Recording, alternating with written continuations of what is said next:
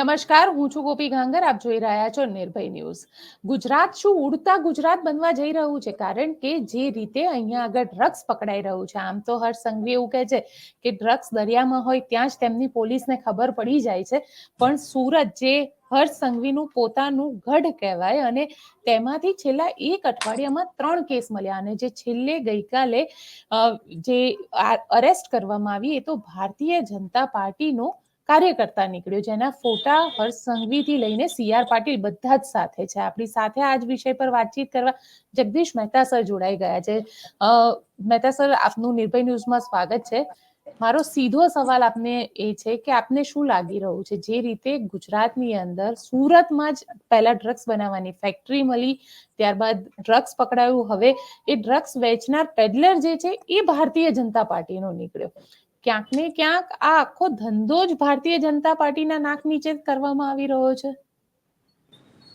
બેન, તરણા ઓથે ડુંગર એવું આપણે કહીએ છીએ. તરણા ઓથે ડુંગર, એક તરણું હોય ને સાલી, એની પાછળ તમે જુઓ તો આખો ડુંગર આ એના જેવી ઘટના છે. જુઓ, શું કામ આવું થાય? ભારતીય જનતા પાર્ટીના નામે કે એની ઓથે થાય છે, પણ ભારતીય જનતા પાર્ટીના આશીર્વાદથી નથી થતું. પણ થાય છે કેવું? જે ભારતીય જનતાની પાર્ટી છે એ આવેલી છે ભારતીય જનતામાંથી. એટલે જેટલા વર્ષો સુધી એ વિપક્ષમાં રહી એટલે એને તમામ લોકોની સાથે તાલમેલ જાળવવો પડ્યો હોય ત્યારે વિપક્ષમાં પણ ટકી રહે. પછી હવે સરકાર ઉપર આવી. હવે સરકાર ઉપર આવ્યા પછી શું થાય છે? તમે જેટલાની સાથે તાલમેલ જાળવ્યો હોય એ દરેક માણસ તમારી છબીનો, તમારા નામનો, તમારી બ્રેન્ડનો, તમારા બધાનો ઉપયોગ કરે બુદ્ધિપૂર્વક. કારણ કે આપણે જાહેર જીવનમાં આજે હર્ષ સંઘવી જેના તસવીર આપ કહો છો, એ હર્ષ સંઘવીથી માંડીને CM સાથે, CR પાટીલ સાથે પણ ફોટો છે, મોટા મોટા પોલીસ અફસર સાથે પણ એનો આહિરનો ફોટો છે. એ મૂળ રાજસ્થાની છે અને અહીંયા હિન્દુ યુવા વાહિની નામનો એક સંગઠન બનાવ્યું બુદ્ધિપૂર્વક કે જેથી કરીને હિન્દુત્વના નામે પણ એ ચરી ખાય. અને બીજું કે એણે કીધું કે હું ભારતીય જનતા પાર્ટીનો યુવા જે કંઈ કહેવાય એ ટાઈપનો હું નેતા વગેરે છું. હવે શું કામ આવું બને છે? મેં કીધું તેમ ભારતીય જનતા પાર્ટીએ જ્યારે તમે અમુક લેવલના વ્યક્તિ બની જાવ ને ત્યારે થોડુંક ડિસિપ્લિનરી પણ એક તમારે થોડુંક આમ રાખવું પડે, ડિસ્ટન્સ રાખવું પડે. જુઓ, એક સામાન્ય રીતે એમ કહેવત લોકો એમ હોય છે કે ભાઈ પુત્ર જ્યારે મોટો બની જાય અથવા તો આપણા બૂટમાં એના પગ આવી જાય ને પછી એમ કે પુત્ર નહીં મિત્ર માનવો જોઈએ. પણ એક ખોટી વાત છે બેન. કારણ કે જ્યારે એક પુત્રને પિતા જ્યારે એ મિત્ર માને ને ત્યારે એ મિત્ર છે એટલે કે એ પુત્ર છે એ પિતા ગુમાવી દે. મિત્રમાં તો એવું છે, મિત્રની સાથે તો બધી વાત શેર કરી શકાય, દારૂ પી શકાય, જો વ્યસન હોય તો જુગારે રમી શકાય, બાપુજી અરે પિતા અરે ન પી શકાય. પિતા પિતાજી હોતા હે. ગમે એમ હોય તો પણ એની આમન્યા તમારે જાળવવી પડે. એટલે જે કહેવત છે ને કે ભાઈ તમારા બૂટમાં એમ કે પુત્રનો પગ આવી જાય પછી એને મિત્ર માનવું, સોરી, એ ધંધો ન કરાય. એ ધંધાનું અહીંયા આજે એ થયું. એટલે કહું છું, હર્ષ સંઘવી, CR પાટીલ, બીજા બધા દિગ્ગજ નેતાઓ આ બધા તસવીર કોઈ પડાવે, આપણે જોડીને ઉભા રહીએ, હર્ષ સંઘવી ફોટો પડાવી લઈએ, એને એમ છે કે ભાઈ ઓકે હાલો ફોટો ભલે પડાવી લે તો રાજી ખુશીથી. પણ એ ફોટાનો કેવો દુરુપયોગ થાય છે એનું આ જીવતું જાગતું ઉદાહરણ છે. કે એ બધા ફોટોગ્રાફ જે હોય છે, પછી હર્ષ સંઘવી તો ખેર ગમે તેની સાથે ના હોય, પણ એના પછી દુરુપયોગ શું થાય? એ જે તે વર્તુળમાં સીન સપાટા કરવામાં કામ લાગે. કારણ કે હર્ષ સંઘવી તો હવે ગાંધીનગર છે. ધારો કે મારો ફોટો હર્ષ સંઘવી હારે છે એટલે હું મારા ગામડામાં જઈને એ ફોટો બતાવું એટલે ગામમાં તો અભિભૂત થઈ જ જવાનો. ઓહો, અને પછી હું એમ ન કહું કે આ ખાલી ફોટો પાડતા પડાઈ ગયો. મેં તો એની ગાઢ સંબંધ હોવાનું પણ કીધું હોય કે ભાઈ અમારે તો એને હાવ એક થાણે બેન ખાઈ કે ને એવો અમારો વ્યવહાર છે. ગમે એ કામ હોય ને એને મને કીધું તમે તારે હાલા આવજો. આવી બધી ફાકા ફોતારી કરી હોય એટલે એમાં લોકો પડે. જેમ લાઇટમાં પતંગિયા પડે ને એમ પછી પડે બિચારા. જેને કઈ ખબર નથી એને એમ લાગે કે એની ફોટોગ્રાફ છે એટલે આ ભાઈની ઓળખાણ તો હશે, એટલે લોકો કે અમારું ફલાણું કામ છે થઈ છે. અને પછી એમાં બધા તમે જેમ કહો છો દુનિયાભરના કૌભાંડો ચાલી રહ્યા છે. અત્યારે તમે જે ડ્રગ્સ ફેક્ટરી વાળી વાત કરી એ એમાંનું એક છે. કારણ કે એને અધિકારીઓ સાથે જુઓ બુદ્ધિપૂર્વક ખોટા. ચોરને 4 આંખ, આપણે ગામડામાં કહેવત છે, ચોરને 4 આંખ હોય. એમ આ લોકોને જે કૌભાંડિયા હોય એને ખબર હોય કોના ફોટા પડાવવા, કોની સાથે ફોટા પડાવવા અને કોના ફોટા ક્યારે શેર કરવા. એ શેર કરવા પાછળ એ રીઝન હોય. પોલીસ કમિશનર છે ને ડીસીપી છે ને કલેક્ટર છે ને એવા જે અધિકારીઓ હોય અફસર્સ, એની યારે ફોટા ક્યારે પડવે? પેલા હર્ષસંઘવીના ફોટા અને સી આર પાટીલના ફોટા બતાવે એટલે ઓલા અધિકારીને એમ લાગે ઓહો આ જરા ગૃહમંત્રીને યારે ફોટો એટલે હું તો હજી કમસે કમ ડીસીપી છે. આમાં ઉત્તરોત્તર બધું ખોટું ચાલ્યું આવતું હોય છે. કારણ કે કોઈને ખબર નથી કે આ ફોટો શું કામ પડાવે. બધા એમ માને છે કે ભાઈ હાલો હું વીઆઈપી છું અથવા તો હું એમ કે બહુ જાણીતી હસ્તી છું અને આનું મન રાજી રહે, ભલે ફોટો પડાવી લેતો, પણ નહીં, એવું કરવું ન જોઈએ. થોડુંક તપાસ કરવી જોઈએ કે તમારી સાથે જે ફોટો પડાવે છે એને પાછું કા કેવું જોઈએ, પછી જાળવા જાજો, પછી આનો કે ગેરઉપયોગ થાય તો હું એક્શન લઈશું વગેરે વગેરે. એવું નથી થતું એટલે આ પરિસ્થિતિ એક નિર્માણ થાય. હવે જે ફોટો હર્ષસંઘવી સાથે છે, સી આર પાટીલ સાથે છે, પોલીસ કમિશનર સાથે છે, ડીસીપી સાથે છે, એ બધા ફોટાના આધારે પછી આ ડ્રગ્સનું રેકેટ શરૂ કરે. કારણ કે એને કોઈ રોકે નહીં, કારણ કે ઓળખાણ પછી બધા વાચાળ હોય, બોલવામાં હોશિયાર હોય, એ ગમે તેવી નાખણી નાખે તો સામેવાળાને એમ થાય કે ભાઈ આ એનો માણસ છે એટલે આપણે બોલવું નથી. બીજું, એ દરેકને જો આ દુનિયામાં એવું છે અપેક્ષા વગરનો કોઈ માણસ છે જ નહીં. એટલે ડીસીપી થી માંડીને ફરાણા સુધી દરેકને અલગ અલગ અલગ પ્રકારની વાતો કરતા હોય. નાના પોલીસ વાળાઓ તો એમ કહી દે કે તમારે પોલીસ સ્ટેશન બદલાવવું મને કહેજો, હર્ષસંઘવી આપણા અંગત છે હો, ગમે ત્યારે બદલાવી દઈશ. ડીસીપી હોય કે કલેક્ટર બીજા કોઈ હોય એને એમ એના લેવલની વાત કરે. આફ્ટર ઓલ લાલચ શબ્દ દરેકને સ્પર્શે છે એટલે બધા આ ફોટાના જ આધારે કોઈ કરતા કોઈ આમાં છે ને કોઈ ટેલી નથી કરતું કે ભાઈ હર્ષભાઈ સંઘવી ફલાણાભાઈ તમારા નામે આવ્યા હતા, તમારા ખાસમ ખાસ મિત્ર હોય તો અમારી સાથે આવ્યા હતા, અમે એનું ફલાણું કામ કરવાની વાત કરી છે, પણ આ તો શાકમાં કોળું ન જાય એટલે તમને પૂછી લઉં છે ને બરાબર માણસ, એવું ટેલી તો કરવું જોઈએ. એ ટેલી કોઈ કરતું નથી, બધા માની બેસે છે. એટલે એક વાક્ય બહુ સારું હતું કે તમે કોઈના વિશે કંઈક ધારી લ્યો ને એના કરતા જાણી લ્યો એ વધુ સારું. કે જાણી તો લ્યો કમસે કમ, હું પત્રકાર છું એમ કહી દઉં એમ થોડું હાલે, તપાસ તો કરો કવિ છે ક્યાં.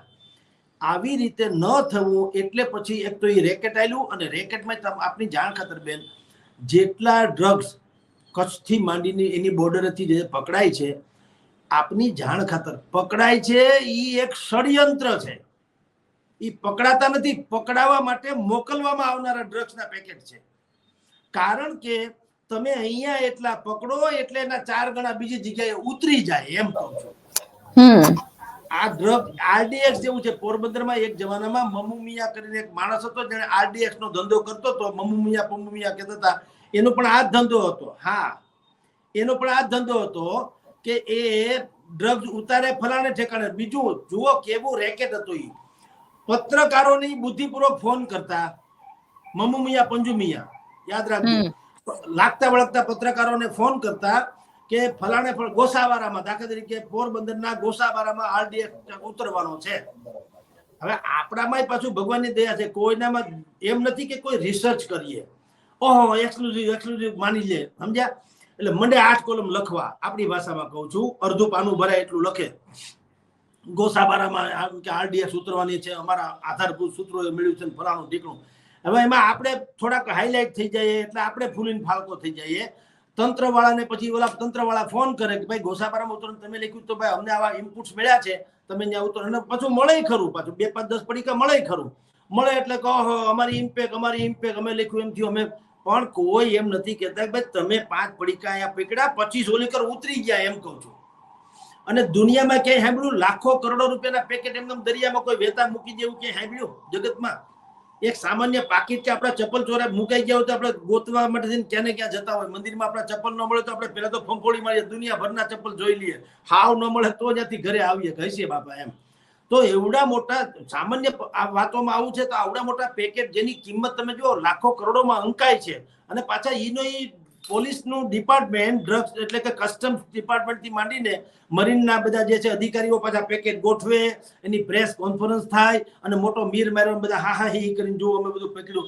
અરે પણ ધૂળ પડી, તમારે અહીંયા મોકલવાની જીગર કેમ આલે કોઈની? મને તો એ થાય. તમે બધાય છુઓ, તમને બોટ આપી છે, આનંદીબેન પટેલની સરકાર હતી ત્યારથી મરીનનો સિક્યુરિટી, મરીનની જે આખી કચ્છની બોર્ડર ઉપર છે એને દુનિયાભરની સવલતો આપવામાં આવી છે. સારામાં સારી બોટ, ઇલેક્ટ્રોનિક જેને કહી શકાય, બધા લેસર કિરણો વાળા આ છે તે જે કઈ ઇક્વિપમેન્ટ કહેવાય તે એવા સાધનો છે કે અહીંથી 25 કિલોમીટર દૂર ક્યાંક ગતિવિધિ થતી હોય તો આ લોકોને ખબર પડી જાય એવું. અને હું વારંવાર કહું છું કે દરિયામાં કઈ ઝાડવા તો છે નહીં, ડુંગરા છે નહીં, દરિયામાં કઈ પુલ નથી કે બાકોરા નથી કે ભાઈ એમાં કંઈક છુપાઈ જાય. દરિયામાં તો ફ્લેટ અહીંથી પાણી જ છે, બીજું તો કઈ છે નહીં. અને પાણી કઈ આમ ઊંચું નીચું ન હોય, પાણી તો તમને સીધું અહીંથી કરાચી સુધી દેખાય. તો તમને મને સમજાતું એ નથી કે પેકેટ ન્યા કોઈ એવી રીતે શું કામ મૂકે. આ તો ઓલા હુંડી સ્વીકારો મહારાજ રે શ્યામળા ગિરધારી, તમને મારા પેકેટ સંભાળો રે શ્યામળા ગિરધારી, આ તો એના જેવું થયું.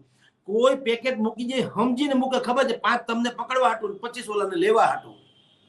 તો કોઈ વિચાર નથી કરતું એક તો મોકલનાર કોણ છે અને લેનારે કોઈક હોય તો મોકલે ને.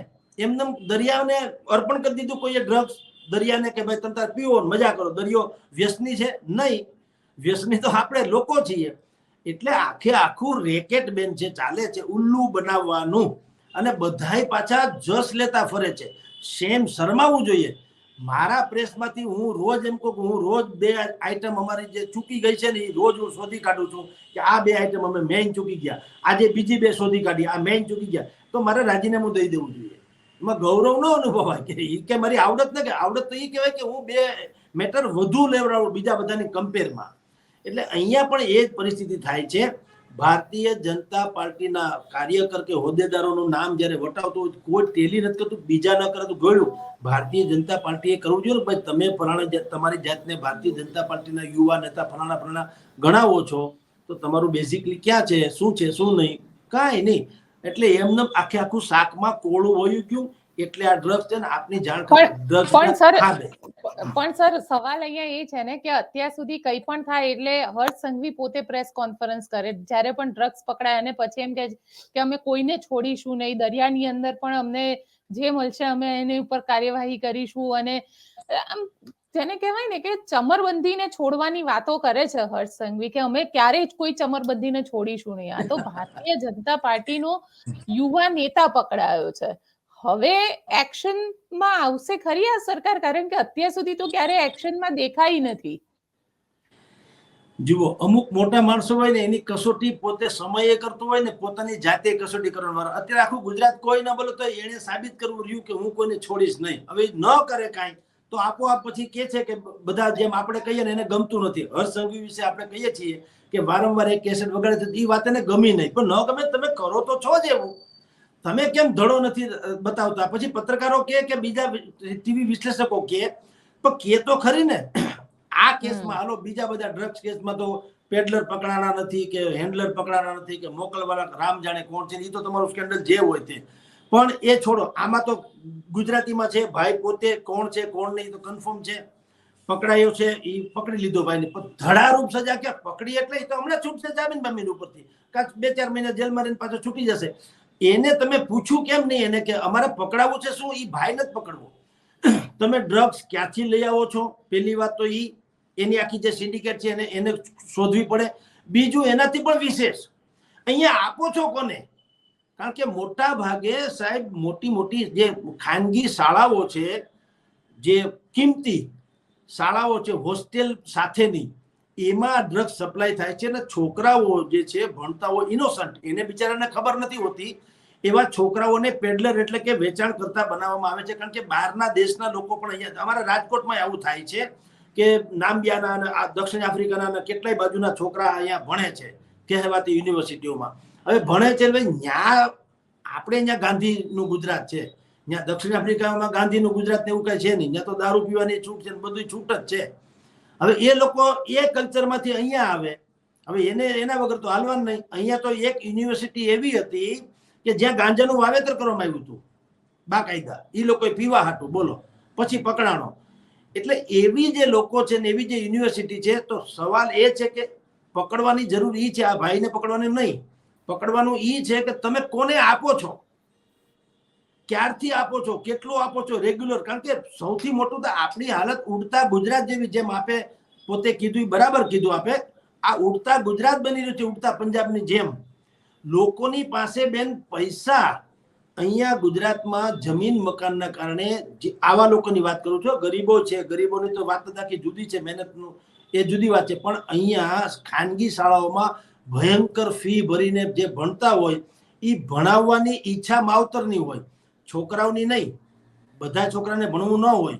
હવે પૈસા છે એટલે એને સારી યુનિવર્સિટીમાં મૂકી દીધા, એટલે એ લોકોને તો એક તો યુવાની છે, વળી પૈસાની કઈ ચિંતા નથી, ન ભણે તો કઈ મરી જાય એમ નથી, અને દુનિયાભરના ધંધા હોય છે.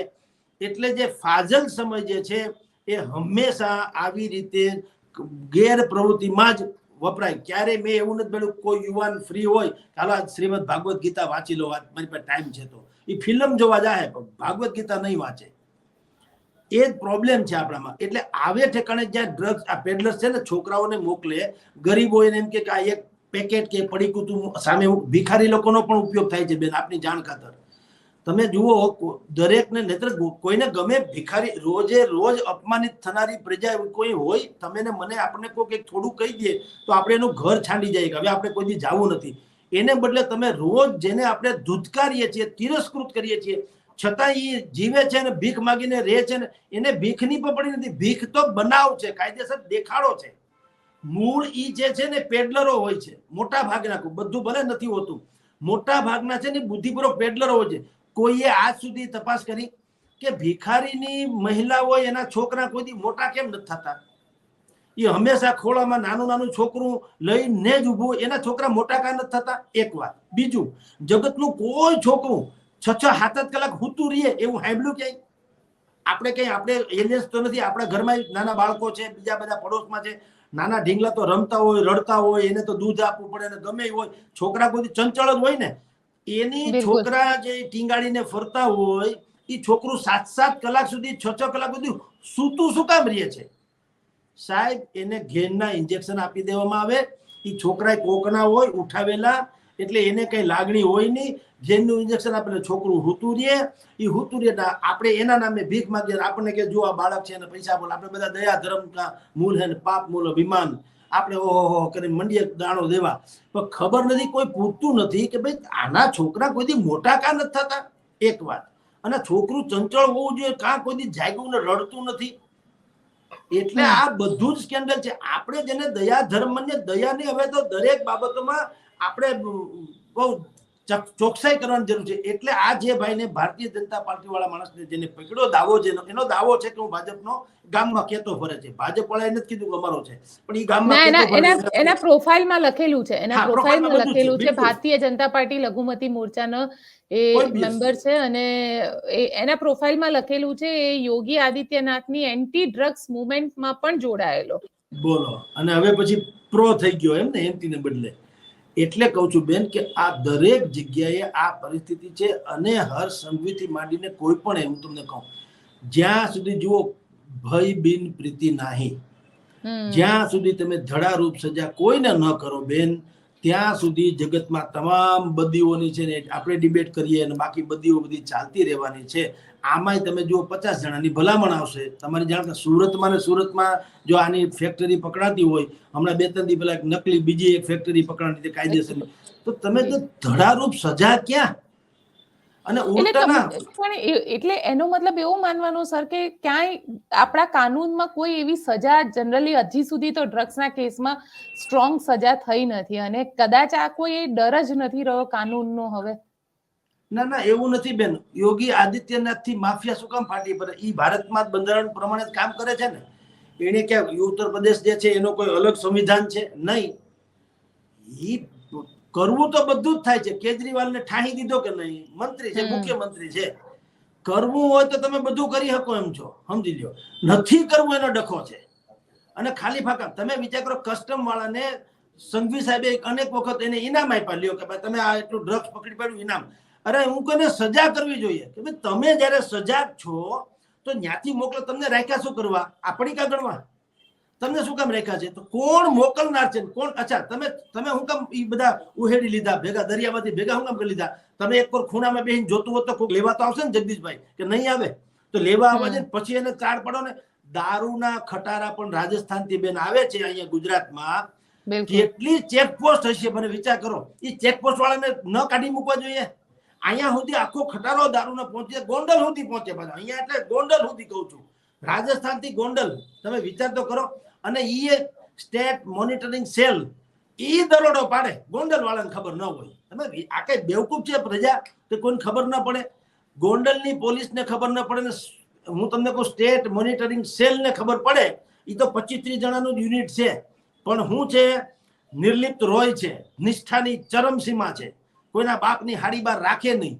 એને ખબર પડે, એના જે ખુફિયા એજન્ટો કે માંડીને જે કોઈ હોય એ બાતમીદારો એને વાત કરે કે ગોંડલમાં આવું છે, એ ત્રાટકે અને એને મળે જ મળે.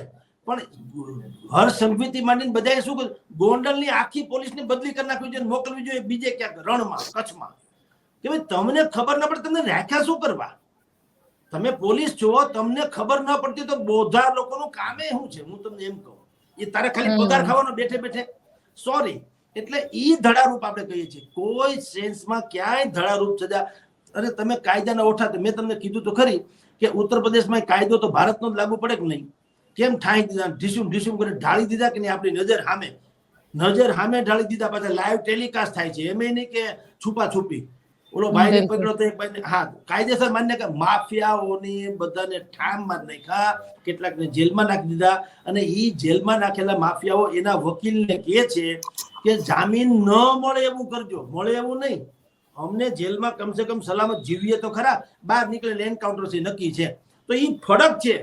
હું એમ નથી કહેતો કે સાચું બધાને મારી જ નાખવા જોઈએ, પણ જે લોકોએ સમાજને બધા લોકોને મારી નાખ્યા હોય, ડ્રગ્સ થી પણ લોકોને મરાવી નાખતા હોય, ડ્રગ્સ પણ શું છે તો એને એવા લોકોને જીવાડીને કરવાનું શું? હું તો એમ કહું છું. અને ભલે એને ફરજી કહે છે લોકો કે ભાઈ ફરજી એન્કાઉન્ટર, હવે ફરજી કે તરજી, હવે ઓલા હરામ ખાયાનું આખું જિંદગી જ ફરજી છે, સમજી લો. એનું કામે ફરજી છે, આખા સંસારને બગાડી નાખે, ડ્રગ્સ વેચે છે, પછી શસ્ત્રો વેચે છે, બધા મકાન જમીન ખાલી કરાવી નાખે છે, ગરીબ માણસને આશિયાના છીનવીને હેરાન પેરાન કરી નાખે. તો ઈ ખોટું નથી?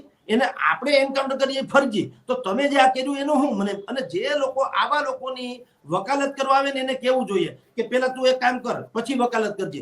આણે જેને અન્યાય કર્યો છે એ બધાને પેલા તું ન્યાય અપાવી દે, હાલ પછી અન્યાય કરજે. એટલે અપરાધીઓના માનવ અધિકાર. તો હવે માનવ એટલે એનો મતલબ એમ કે સરકાર, આપણે ગુજરાતની સરકાર એટલી સ્ટ્રોંગ નથી કે એક્શન લઈ શકે આવા ડ્રગ્સ માફિયાઓ વિરુદ્ધ.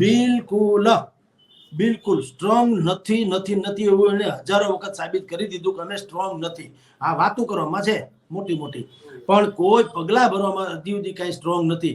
નહીતર તો આમ હોય બેન, કોઈ દિવસ આવું રેઠીકાંડ તમે નકલી કેટલું પકડાય છે, તમે કલ્પના કરો. તો આવું તે હોય, મામલતદાર ઓલીકોર 20,000 કરોડની જમીન ખાઈ ગયો કલેક્ટર, તમે ન્યાય અમિત ચાવડાએ આંદોલન આપ્યું અને 20,000 કરોડની જમીન ગૌચરની હતી ખાઈ ગયો. આ નકલી મામલતદાર મળે, નકલી કલેક્ટર મળે, નકલી આઈપીએસ ને આઈએએસ, હવે તો ન્યા સુધી પહોંચ્યું છે. હવે આ તો હાવ ખોખલું કરી નાખો છે. આપણા ગુજરાતમાં પણ 7 જણા એ ઓલી જે એના જેવા 7 જણા પકડાના, કથિત દિવ્યાંગ છે, કથિત. એટલે કે દિવ્યાંગના નામે એ આઈપીએસ ની ડિગ્રી મેળવી લીધી, હવે તો ટેસડા કરતા ફરે છે, મોબાઈલમાં હાહાકાર મચાવે છે, રીલ્સ બિલ બનાવે ને મોજ કરે છે. તો કોઈ કેનાર નથી ને, એટલે તો સરકાર જેવું કઈ છે ને એવું લાગે છે લોકોને, કે તો રામ ભરોસે હાલે છે. નહીતર તો આવું થાય છે. અને એકાદ બે વખત થાય. તમે દુનિયાભરના પેપર લીક થાય, નીટ થી માંડીને નેટ સુધીના બધાના પેપરો તમે જુઓ. એમાંય પછી અહીંયા અમારા રાજકોટમાં યુનિવર્સિટી, હમણાં તમે જુઓ એક યુનિવર્સિટી તમે જુઓ, બધા લોકોના 700 માર્કમાંથી બધા કોઈને 600 ને 700, બધા રાતોરાત બધા બહુ હોશિયાર થઈ ગયા. શું હોય, ક્યાંથી હોય? નીટ જેનો એક દિવસમાં આખા દેશમાં એક જ સમયે પરીક્ષા લેવામાં આવે, પેપર ફૂટવાની ભાગ્ય સંભાવના છે. પણ હજી ત્યાં ક્યાંક લૂપ હોલ્સ છે કે કોકે મોબાઈલમાં એકાદા બુદ્ધિપૂર્વક કોકને મોકલી આપ્યું હોય અને એને સોલ્વ કરી એ પેપરના જવાબો લખીને બધાને બુદ્ધિપૂર્વક ફોરવર્ડ કર્યા હોય કે રામ જાણે. હંધાઈ રાતોરાત સુખી યુનિવર્સિટી આખી જે છે અહીંની રાજકોટની ચર્ચાના ચકડોળે ચડેલી છે કે ભાઈ એના 700 માર્કમાંથી કોઈને 600 આવે, કોઈને 500 આવ્યા, 550 આવ્યા. શું કામ? જેટલા વધુ માર્ક્સ આવે એટલે આયુર્વેદિક થી માંડીને ડોક્ટરમાં થવું હોય તેને એક તો જોઈએ એવી જગ્યા સરકારીમાં મળી જાય ઓછા ખર્ચે, કારણ કે ખાનગીમાં જાય તો 10 લાખ રૂપિયા થાય, ઓમાં લાખ રૂપિયો થાય. એટલે વધુ માર્ક્સ બુદ્ધિપૂર્વક મેળવી અને ગોઠવાઈ જાય. તો આમાં જે નિષ્ઠાવાન છે, ગરીબ છે, મહેનતુ છે, ખરા અર્થમાં વાંચે છે, આવા માણસો, એવા છોકરાઓના ભવિષ્ય, લાખો લોકોના ભવિષ્યનો સત્યાનાશ નથી કરતા લોકો. તો એ ચલાવવું કેમ? અને બીજું કે ઈ માણસ આઈપીએસ ને આઈએએસ થઈને કાલે સવારે કોઈ સારા હોદ્દા ઉપર બેસે તો એ તો હું ન કરે બેન. કારણ એક તો પોતે જન્મજાત ખોટો, એને તો ખબર જ છે કે એને જે ડિગ્રી લીધી છે એ ખોટી રીતે લીધી છે. એ હવે પકડાય ભલે ગમે ત્યારે, પણ એને પોતાને તો પેલા ખબર જ છે. હવે ખોટું મૂળ પાયામાં જ ખોટું છે તો એ કોઈ દી સાચું ક્યાંથી કરવાનો? એ સત્યાનાશ જ કરવાનો છે ને, તમે સમજો. એટલે આ ધુપ્પલ જે ચાલ્યું, હવે એ આગળ વધીને આઈપીએસ ને આઈએએસ કેડર સુધી પહોંચ્યું. આ ડ્રગ્સ ને એ તો હજી તમે એમ કહો કે ભાઈ કચ્છ રેઢો પડ છે અને કચ્છમાં સમુદ્ર બહુ મોટો છે ને એવું ગોદાગણી કરીને તમે હાયા કરો, પણ તમે આ નીટ નેટ જેવી પરીક્ષા યુપીએસ આઈપીએસ કક્ષાના લોકો આ બધાય ચડી બેહે ને ખાય પગાર ખાઈને લેર કરે તો તમને કઈ ખબર ન પડે. શેની આ સરકાર, હું તમને એમ કહું છું.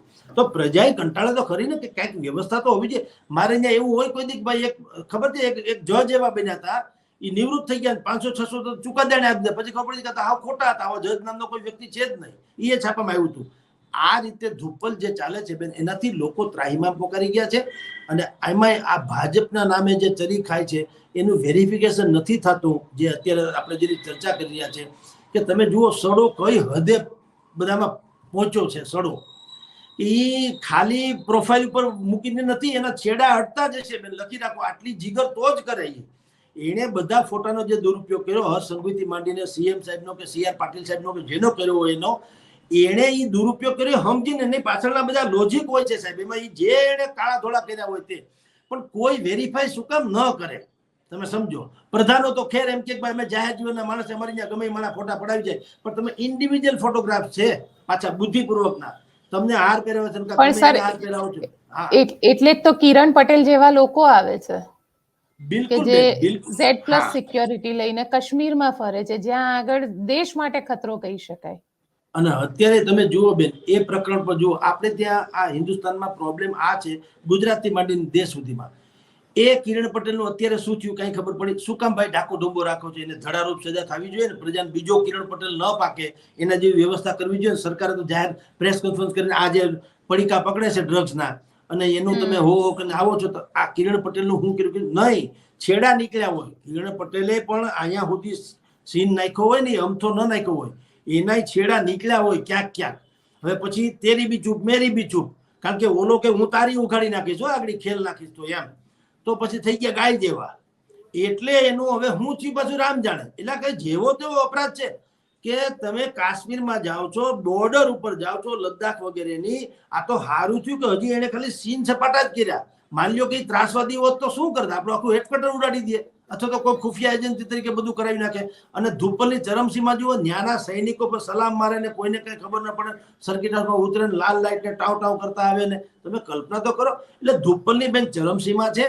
આ સુરતની ઘટના છે, એના તો ખરેખર તો પહેલી વખત એવો માણસ પકડાણો છે કે જેની પાસેથી તમે માલ મોકલનાર કોણ, લેનાર કોણ, ઈ સાચી તમે ઓકાવી શકો એમ છો. જો હર્ષભાઈ સંઘવી આમાં ધ્યાન આપે તો સૌથી મોટું રેકેટ પકડા. ભાઈ ભલે ખોટો છે ને એને સજા જે થવી થાય, પણ સર સવાલ એ છે ને કે ધ્યાન આપવું પડશે. બસ પ્રોબ્લેમ ઈ છે કે હશે ક્યાંક એમાં છેડા હવના દબાયેલા હશે. નહીં તો હવે ચોખ્ખે ચોખ્ખી વાત છે, ભાઈ પકડાય તો ગયો જ છે, તો તું ડ્રગ્સ ક્યાંથી મગાવે અને ક્યાં ઉતારે એટલું જ પૂછવાનું છે. હવે એમાં ક્યાં કોઈ પ્રશ્ન છે? અહીંયા સાગઠિયાને પૂછ્યું, અમારે ત્યાં TRP કાંડ થયો તો પકડાઈ ગયેલો સાગઠિયાને પૂછે છે, એ કે હા મેં કમિશન લીધું, કટકી ખાધી 20% બધામાંથી, પણ કોની ખાધી ખબર નથી, તો હે બધા છૂટા પડી ગયા. એટલે બુદ્ધિ નથી. એવડો મોટો માણસ છે, TPO છે, 2000 કરોડ રૂપિયાનું કૌભાંડ કર્યું હોવાનું છાપામાં છાપરે ચડીને પોકાર્યું છે, તો એને ખબર કાં ના હોય કોઈ બધી કટકી લીધી? પણ ક્યાંથી લે? બધાય મામા માસીના છે. હા, નામ પાડે તો એટલી અડધી સરકાર હચમચે ને અડધું બધું રાજકોટ હચમચી જાય એમ છે. બધા છે ને મન મેલા તન ઉજળા બગલા કપટી અંગ, અને એથી તો કાદા ભલા જેના તન મન એક જ રંગ. આ ધોળા બગલા જેવા છે. આ જેટલા લોકો સમાજ શ્રેષ્ઠીઓ થઈને ફરે છે, જો એને ખરેખર જો એની તપાસ કરવામાં આવે ને તો ગણ્યા ગાંઠા રે, બાકી હંધાય બે નકાબ થઈ જાય એમ છે. આ તો ગાય મારીને કૂતરા ધરાવનારા માણસો છે. બિલકુલ સર, હવે એક સવાલ તમને સંગઠનને લઈને છેલ્લો સવાલ પૂછી લઉં. શું લાગી રહ્યું છે, કારણ કે સંગઠનમાં હવે CR પાટીલ કન્ટિન્યુ કરવાના છે, એમના જ નેતૃત્વમાં જિલ્લા પંચાયત અને તાલુકા પંચાયતની ચૂંટણી થશે. સરકારની અંદર હવે એવું કહેવાય રહ્યું છે કે ચૂંટણી પછી, એટલે કે પંચાયતી ચૂંટણી પછી વિસ્તરણની સંભાવનાઓ છે. અત્યારે તો મુખ્યમંત્રી ભૂપેન્દ્ર પટેલ જ કન્ટિન્યુ કરશે. એટલે નહીતર તો થાત સત્યાનાશ. જો CR પાટીલે રાજીનામું આપીને એમ કીધું હોત કે હવે હું દિલ્હી જાઉં છું, અહીંયા ગમે એને મુકત ભૂકંપ થાત.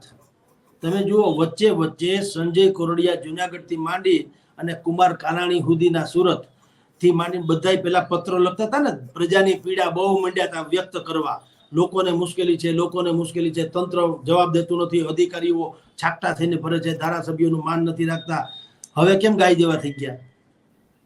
ક્યાં બધું મળી ગયું? આખા ગુજરાત શાંત થઈ ગયું? અધિકારીઓ બધા ગાય જેવા થઈ ગયા, બધાને ન્યાય મળી ગયો, બધા ઠેકડા કરવા માંડ્યા? એવું છે નહીં. શું કામ? CR પાટીલ પાછા આવી ગયા ટૂંકમાં.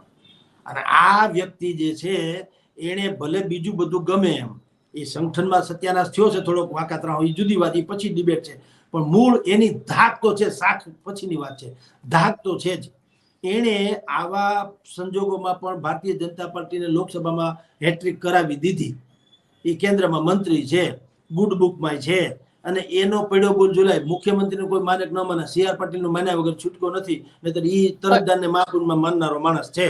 એટલે CR પાટીલ રહી ગયા અને એના રહેવા વગર મેળ પડે એમ નતો.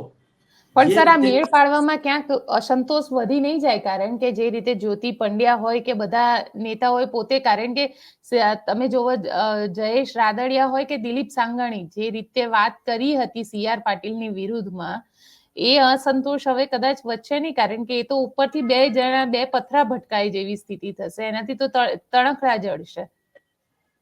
નહીં વધે બેન, થઈ જાય ગાય જેવા બધા. આમાં એવું છે, સારો નેતા હોય ને સારો કાબિલિયત વાળો, તો બીજા બધા છે ને એ ઢંકાઈ જાય. હાથીના પગલામાં હંધા પગલા આવી જાય, પછી બીજાનું કોઈનું હાલે નહીં. એ તો નબળું નેતૃત્વ હોય તો આ લોકો હળી હંચો કરે. મેં તમને પહેલા તો કીધું, કુમારભાઈ કાનાણીને પૂછો, અત્યારે સુરતના ધારાસભ્ય, આખું સુરત જે છે એને ગિલગિલાટ, બધા મજા કરવા માંડી ગયા, બધા તંત્રવાહકો અધિકારીઓ બધા ગાય જેવા થઈ ગયા, તમારો પડ્યો બોલ મીંડા ઝીલવા, પ્રજાને કોઈ પ્રશ્ન બધા નાબૂદ કરી દીધા. પછી તમે સંજય કરડિયાને પૂછો, જુનાગઢ વાળાને, કે જેટલા બી લોકોએ કર્યું હતું બધાને પૂછો, તમે જે શિકાયતો કરી હતી એ હંધી રાતોરાત બધી સોલ્વ થઈ ગઈ છે? કાંઈ નથી થયું. મૂળ CR પાટીલ અહીંથી દિલ્હી જવાના હતા, અહીંયા સંગઠનથી માંડીને સરકારમાં તાત્કાલિક ફેરફાર થાય એવું લાગતું હતું, હજી કરવું પડશે, પણ લાગતું હતું. એટલે હવે ઓલા ઊંટે કાઢ્યા ઢેકા તો માણસે મૂક્યા ઠેકા. ઊંટને એમ થયું કે આ બધા ચડી બેસે છે ને જાનવર ઉપર, તો હાલો હું એક કામ કરું, વચમાં એવો એક આમ ઢેકો કાઢું, કોઈ બેહી ન શકે. પણ એને ખબર નથી માણસ નામનું પ્રાણી બહુ ખતરનાક છે. એને બે ઠેકા મૂક્યા ને એકના હટા ને બે ચડી બેઠા. ઊંટમાં કોઈ એક ના બે જ બેઠા હોય. એમ આ લોકોએ જે ખેલ પાડ્યો કે અહીંયા પ્રજાના પ્રશ્ને, પ્રજાની કાંઈ કોઈને પડી નથી બેન. આ તો પોતીકી વાતો છે, પ્રજાના નામે ઢાલ બનાવીને. તો પ્રજાના નામે હુંકારો શું કર્યો? તો ટૂંકમાં એમ કે અમને ધ્યાન રાખજો, જો સરકારનું રિસફલિંગ થવાનું હોય તોય અમને ધ્યાનમાં રાખજો, અને સંગઠન હોય તો અમને ધ્યાનમાં રાખજો. એટલે પોતે અમે છીએ કાંઈક એવું બતાવવા હાટું ખેલ નાખેલો. પત્ર વ્યવહારે કર્યો અને કેટલીક જાહેરાતો કરી, તંત્રવાહકો હવે કોઈ પૈસા માંગે મારી ત્યાં આવતા રહેજો, આમને તેમને. હું તમે કરી લીધું. આ જુનાગઢમાં અત્યારે કૌભાંડ હાલે છે, બધું સત્યાનાશ છે. ક્યાં સંજયભાઈ તલવાર લઈને નીકળી ગયા? ક્યાંય નથી નીકળી ગયા. પણ એને મેસેજ આપવો તો હેડ ક્વાર્ટર્સને કે ભાઈ અમે છીએ, એટલે રિસપ્લિંગ થાય તમે તો સંગઠનમાં હોદ્દો આપજો ને મંત્રી બનાવજો. આવી ફાકા ફોદારી, બીજું કાંઈ છે નહીં. હવે ઈ બધું ક્યારે થાત? જો CR પાટીલ દિલ્હી વયા જતા, અહીંયા પછી ગમે એ મૂકે તો ઈ ડખો ચાલુ રહે. હવે આ સરકાર તો આપણા કરતા તો બુદ્ધિશાળી હોય ને, એના કરતા પણ સમજી લો. એને બુદ્ધિપૂર્વક કીધું કે હવે જિલ્લા તાલુકા પંચાયત, ત્યાં ગ્રામ પંચાયતની ચૂંટણી જે છે ઓક્ટોબર નવેમ્બરમાં જે થવાની છે, એ પછી ત્યાં સુધી એમ કે આ કન્ટિન્યુ રહે. એટલે હવે એની સામે કોઈની તાકાત નથી બોલી શકે એમ CR પાટીલની સામે, કારણ કે એની પાસે તડ ને ફળ છે. એ કોઈ દી કોઈનું સહન કરે નહીં, પોલીસનો જીવ છે. એટલે એ બુદ્ધિપૂર્વક એને ફાવે એમ કરી નાખે. એટલે હવે થઈ ગયા હંધા ગાય જેવા, સમજી ગયા? હવે ચૂંટણી પૂરી થાય ત્યાં સુધી, કારણ કે ચૂંટણીમાં ડખો છે. કોંગ્રેસ પહેલી વખત આ વખતે ભારતીય જનતા પાર્ટીને પહેલી વાર જે છે કોંગ્રેસ એક પડકાર તરીકે સામે આવી રહી છે. એક તો જાગૃત થઈ ગઈ છે. એટલે બીજું OBC 27% જે 27% OBC ની જે વાતો છે એનું પણ આ વખતે અમલ થવાનો છે. 27% OBC ને ટિકિટ આપવી વગેરે, એ થોડું કોન્ટ્રોવર્શિયલ વિષય છે જિલ્લા તાલુકા પંચાયતની ચૂંટણીમાં. હવે એમાં કોઈ ભારતીય જનતા, અને બીજું થોડુંક એન્ટી ઇન્કમ્બન્સી પણ છે વિવિધ ઘટનાઓ વિશે, જેના વિશે આપણે અનેક વખત ચર્ચા કરી ચૂક્યા છે. આ બધું જોતા અત્યારે વાતાવરણ જેથી માફક તો નથી જ, કમસે કમ. હવે માફક ન હોય ત્યારે કમસે કમ એક માલિક કે નેતૃત્વ એવો હોવો જોઈએ કે એ માણસ કંટ્રોલ કરાવી શકે બધું. એટલે CR પાટીલને હમણાં છે ને ત્યાંનું કીધું ભાઈ દિલ્હીમાં નહીં, હમણાં થોડાક અહીં જાળવા જાવ, અહીં રહ્યો ને આ બધું જે છે ને એ હમુનમું કરીને પછી જાવ. એટલે એને રાયખાન થઈ ગયા હતા ગાય જેવા. જે બોલતા હતા બધા, કાં હવે કોઈ કઈ બોલતું નથી. હવે કોઈ ઊંચો અવાજે થઈ ગયા હતા જે તે સમયે. હવે CR પાટીલ અહીં રહી ગયા છે એવું જાહેરાત થઈ, પછી કેમ કોઈ બોલતું નથી? મને કયો જી. એ બધાને સમજી ગયા કે આની સામે હાલે એમ નથી, બીજો કોઈ આવે તો ફાડી ખાઈએ.